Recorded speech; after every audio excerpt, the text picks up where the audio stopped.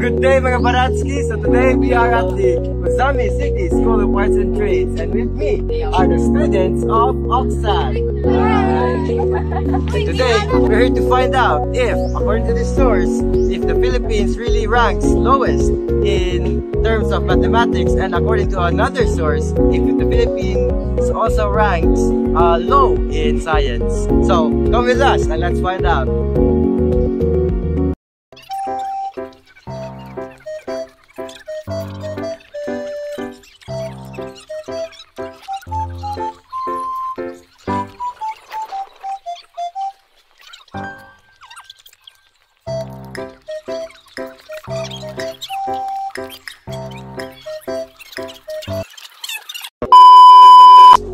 What's up? Nami karon with the student from Oxad. Ace. Ace, you are what strand? From ABM. ABM. Okay, so first question. What do you call an object that occupies space and has mass? I think it's called matter. Oh, very good. It is matter. Next, can you divide by 0 in mathematics? No, you can't. Okay, very good. And third, what is Newton's third law? Or yeah, what is Newton's third law? I don't really exactly remember, but I think it goes like when you do something and you receive back. Oh yes, very good. Yes, that one. Every action is an equal opposite to action. Yes. Okay. So fourth question: what does PEMDAS stand for? Parentheses, exponents, multiplication, division, addition, and subtraction. Okay, very good. And last question: who discovered the concept of gravity? Isaac Newton. Isaac Newton. Okay, thank you very much. Thank you so much. 5 over 5, very good. Very good. Thank you so much.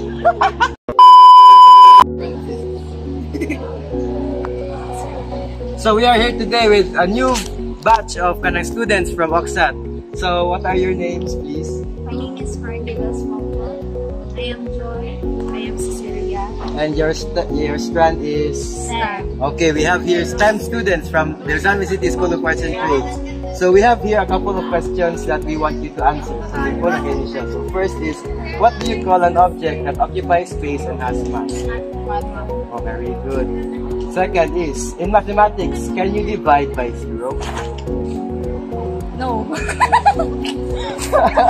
Oh, balik mo din. Ikaw na. So, unsa yung answer? For us right now, no. Okay,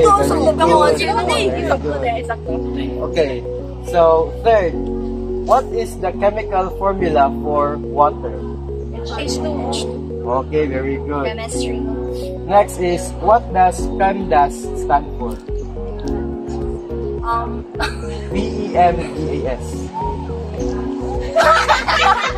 Wala. May gumalo. Oh! Pero nalimutan ko. Parentheses, addition. Uy, ikaw so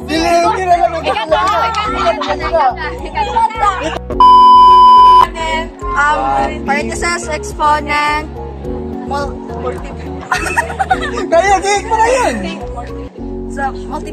Oh, okay.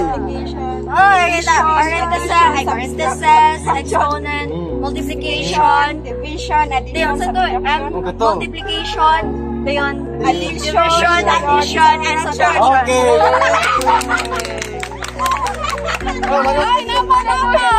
One last.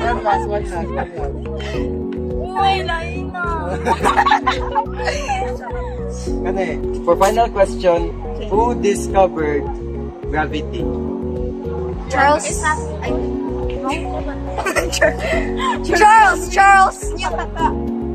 Isaac Newton. Okay, very good. Isaac Newton. Okay. Wow, perfect. So from what we have interviewed here in Oxad, the students here are quite knowledgeable dito sila about sa topics about math and science. However, they have a hard time para ma-remember nila ang ilang mga topics kay murag dugay na po to nila nga na-discuss. So nalimtan na gito nila. Pero ang ato pong na-interview kay kato pong mga murag arang-arang po tingali po to sila.